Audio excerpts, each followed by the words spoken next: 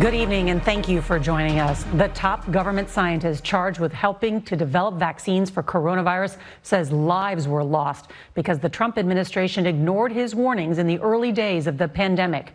Rick Bright, who was ousted last month as the head of the Biomedical Advanced Research and Development Authority, issued a stark warning to Congress today, saying time is running out to address the outbreak and that things will get worse without a nationwide strategy for testing and distributing a vaccine, something he says the country doesn't have.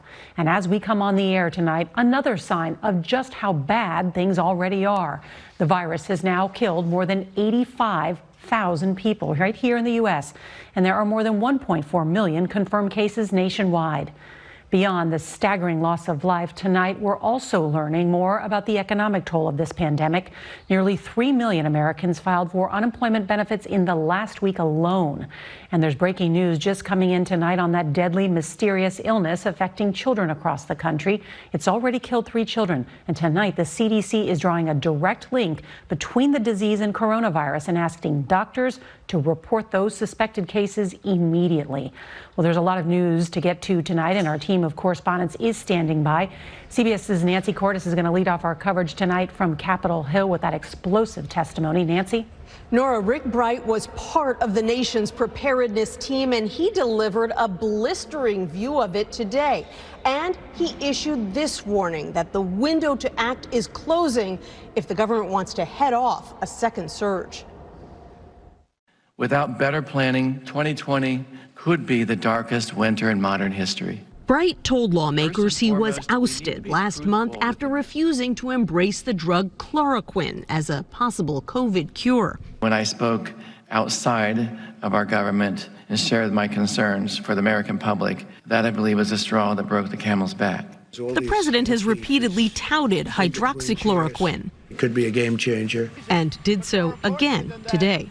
We've had tremendous response to the hydroxy. But recent studies have shown the drug can cause fatal heart problems. Did the president's obsession with this issue distract you and others on your team from your mission of saving lives? The directive we received to prioritize and put an expanded access protocol in place within 48 hours was extremely distracting to dozens of federal scientists. President Trump rejected Bright's claims. But I watched him, and he looks like an angry, disgruntled employee who, frankly, according to some people, didn't do a very good job. Bright told lawmakers that his early warnings about drug and gear shortages were ignored.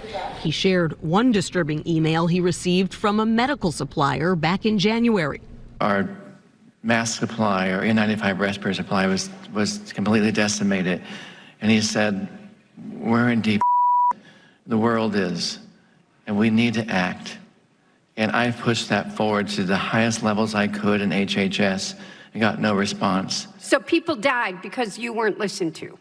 People died because they didn't have appropriate protective equipment. His boss, Health Secretary Alex Azar, said Bright was exaggerating. Everything he's complaining about was achieved. This is like somebody who was in a choir and is now trying to say he was a soloist. Azar traveled with the president to a factory in Allentown, Pennsylvania today, where Mr. Trump and his chief of staff were the only officials who did not don masks. Before leaving, Mr. Trump offered this prediction. And I think we're going to have a vaccine by the end of the year. But Bright, a vaccine expert, disagreed. A lot of optimism is swirling around a 12 to 18 month time frame. If everything goes perfectly, we've never seen everything go perfectly. The CDC had prepared a detailed 63-page document with specific guidance for how workplaces and schools can reopen safely. But the White House rejected that document. So today, the CDC issued a watered-down version, basically a series of one-page memos like this one for daycares, comprised of more simplistic guidance. Nora? Nancy.